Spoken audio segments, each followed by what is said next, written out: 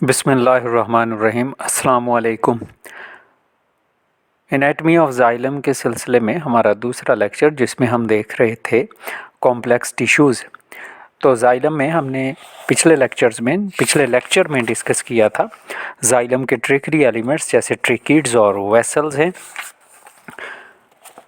इस लेक्चर में हम डिस्कस करते हैं फाइबर ट्रेकिड्स। तो फाइबर ट्रेकिड्स भी इम्पॉर्टेंट सेल हैं जो कि जाइलम में प्रेजेंट हैं, और ऐसे ये सेल हैं जो कि ना तो टिपिकली फाइबर होते हैं और ना ही टिपिकल ट्रेकिड्स होते हैं, या उनके दरमियान में कोई ऐसी शय प्रेजेंट है। इसी वजह से हमने इन्हें कह दिया है फाइबर ट्रेकिड्स। और समटाइम्स इनकी जो ल्यूमेन है, अंदर जो कैविटी है, वो इतनी नैरो होती है कि वो समटाइम्स तो ऑल टुगेदर ऑब्लिटरेटेड होती है, बंद होती है। और इनमें पिट्स भी इंतहाई स्मॉल साइज़ की होती हैं कि ज़्यादातर केसेस में इनमें या तो कंडक्शन होती नहीं, और अगर होती भी है तो इंतहाई थोड़ी कंडक्शन जो है वो ये कर पाते हैं वाटर की।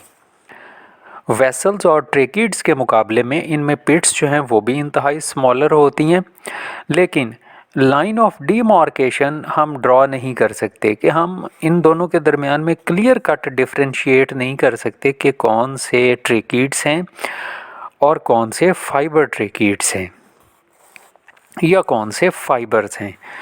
तो फाइबर ट्रेकिड्स और ट्रेकिड्स में क्लियर कट डिस्टिंक्शन हमारे लिए डिफ़िकल्ट है। तो हमने सिर्फ ऐसे सेल्स को जो कि हम डिफ्रेंशिएट नहीं कर पाए उन्हें कह दिया है फाइबर ट्रेकिड्स।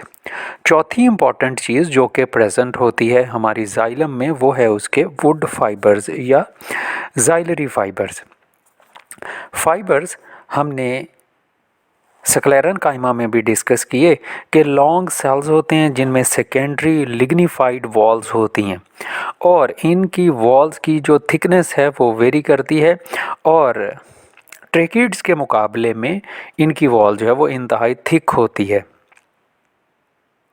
और दो तरह के फाइबर्स जो हैं वो जाइलम में प्रेजेंट हैं। One of them are called as fibre tracheids, जैसे अभी हमने डिस्कस किए, और second one are called as the libriform fibres.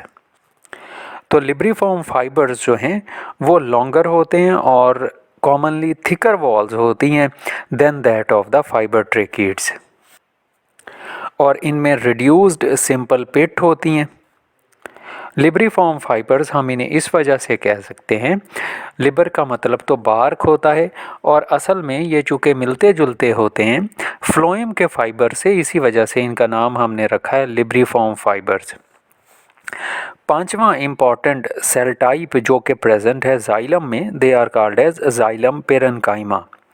ये वाहद सेल हैं हमारी जाइलम के जो लिविंग होते हैं,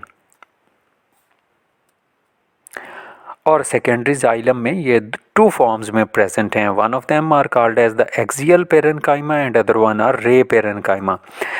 एक्सियल पेरेन्काइमा ऐसे सेल्स हैं जो इलोंगेटेड फ्यूजिफॉर्म इनिशियल से मिलकर बने हुए होते हैं, या फ्यूजिफॉर्म इनिशियल्स जो हैं वास्कुलर कैम्बियम के, वो इन्हें बनाते हैं।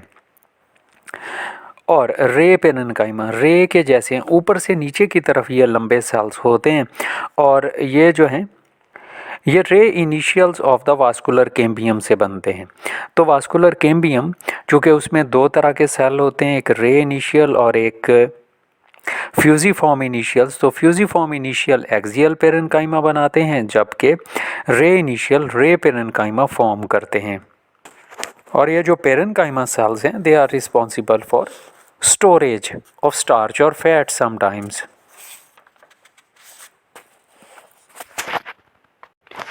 नेक्स्ट वन एक और इम्पॉर्टेंट चीज़ that is called as the tylosis. जैसे इस डायग्राम में हम देख रहे हैं कि ये जाइलम वेसल है या जाइलम ट्रेकिड है, तो इस वेसल के साथ ही ये प्रेजेंट है हमारे पेरेन्काइमा सेल्स। तो पेरेन्काइमा सेल्स जो हैं वो आउटग्रो होके पिट्स में से गुजर के वो एंटर हो गए हैं इनटू द वेसल, और वेसल मेंबर को उन्होंने कर दिया ब्लॉक। तो ये कंडीशन कहलाती है टाइलोसिस के। सेकेंडरी साइलम में जो एक्सियल और रे पेरेन्काइमा सेल्स होते हैं उनमें होती हैं आउटग्रोथ्स, और वो पिट कैविटी के अंदर वेसल्स की ल्यूमेन में एंटर हो जाते हैं। और वेसल्स को इनएक्टिव बना देते हैं। तो ये जो आउटग्रोथ्स हैं ये कहलाती हैं टाइलोसिस।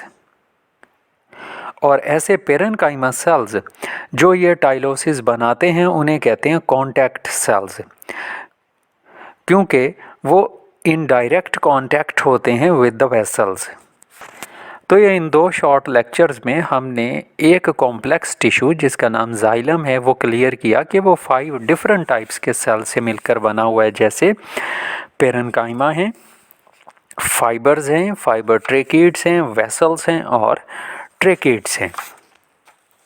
नेक्स्ट हम देखेंगे इनके कुछ कंपैरिजन्स।